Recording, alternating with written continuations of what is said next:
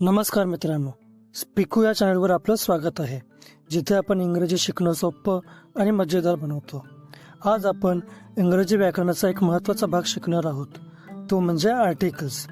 Articles म्हणजेच ए, N आणि दी. चला तर मग आपल्या व्हिडिओला सुरू करूया. What R articles? आर्टिकल्स म्हणजे काय? तर आर्टिकल्स हे एक छोटे शब्द आहेत जे नावापूर्वी म्हणजेच नाउन पूर्वी वापरले जातात. याचा उपयोग आपण कोणत्या गोष्टीबद्दल बोलतोय ते स्पष्ट करण्यासाठी केला जातो.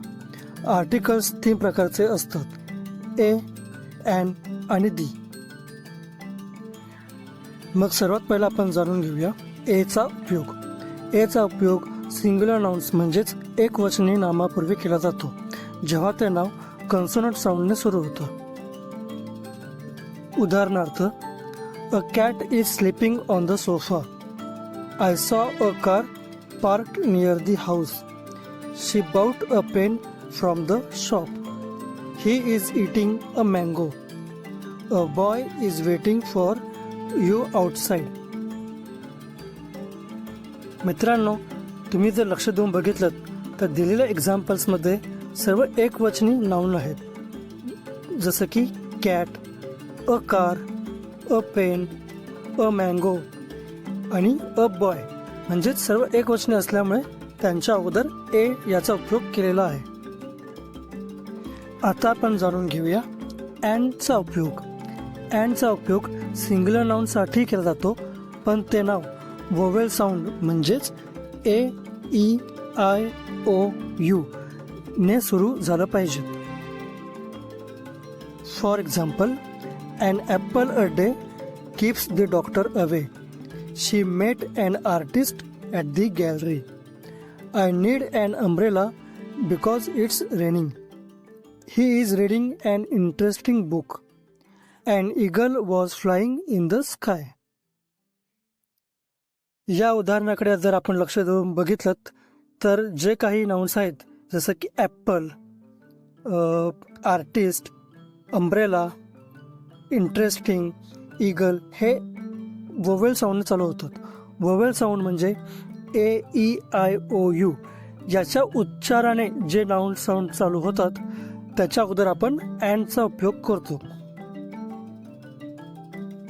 यामध्ये एक नेहमी कॉमन मिस्टेक केली जाते, ती म्हणजे युनिव्हर्सिटी या शब्दापासून. युनिव्हर्सिटी हा यू वरून शब्द चालू होतो, त्याच्यामुळे बरेच लोक त्याच्या अगोदर अँडचा वापर करतात, कारण की त्यांना असं वाटतं वोवेल साऊंडमध्ये जसं की ए, ई, आय, ओ, यू म्हणजे यू हा येतो वोवेल साऊंडमध्ये, म्हणून युनिव्हर्सिटीच्या अगोदर अँडचा उपयोग लोक करतात. पण तसं नाही आहे. युनिव्हर्सिटी याचा उच्चार यू पासून होतो, त्याच्यामुळे ते वोवेल साऊंडमध्ये येत नाही. त्याच्यामुळे त्याच्या अगोदर नेहमी एचा वापर केला पाहिजेत. For example, she is an university हे चुकीचं एक्झाम्पल आहे.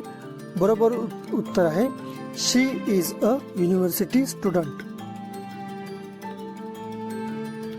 आता आपण जाणून घेऊया दीचा उपयोग. दीचा उपयोग आपण विशिष्ट गोष्टींबद्दल किंवा ठराविक गोष्टींबद्दल बोलताना केला जातो. जी गोष्ट जगात एकमेव आहे किंवा आधीपासूनच ओळखल्या जाणाऱ्या गोष्टींसाठी दीचा उपयोग केला जातो. उदाहरणार्थ, दी moon looks beautiful tonight. I visited the Taj Mahal last year. The teacher explained the topic very well.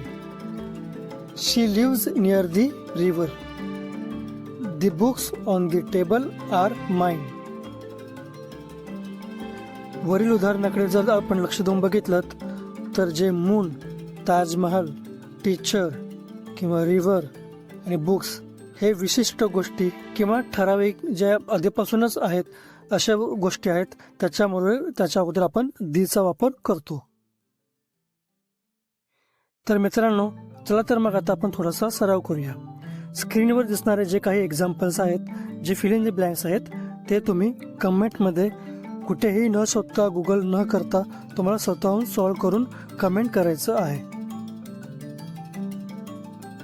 Answer चुकले तरी काही हरकत नाही, परंतु तुम्हाला जे काही वाटतं, तुमचा जो काही अंदाज आहे, मी जे शिकवलं आहे, जे तुम्हाला समजलं आहे, ते तुमचं लॉजिक वापरून तुम्ही आन्सर सॉल्व करायचा आहे.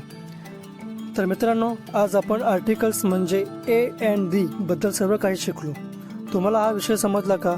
तुमचं उत्तर कमेंट करा. आणि हो, नवीन व्हिडिओसाठी आमच्या स्पीकू या चॅनलला सबस्क्राईब करा, लाईक करा आणि तुमच्या मित्रांसोबत शेअर तरी नक्कीच करा. पुन्हा भेटूया आपल्या नेक्स्ट व्हिडिओमध्ये नवीन विषयासह आपल्या चॅनलवर. आपलं चॅनल म्हणजे स्पीकूया, बोलू इंग्रजी सोप्या पद्धतीने.